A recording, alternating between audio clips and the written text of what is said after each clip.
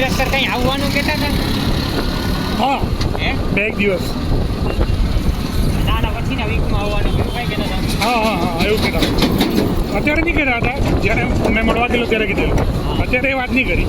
હા, તમે ગયા હતા એ કીધું ને કે હું આવું. હા. કે 2-3 દિવસ તમારે આવવું પડે એમ. હું કરવાનું, હું નહીં કરવાનું થોડુંક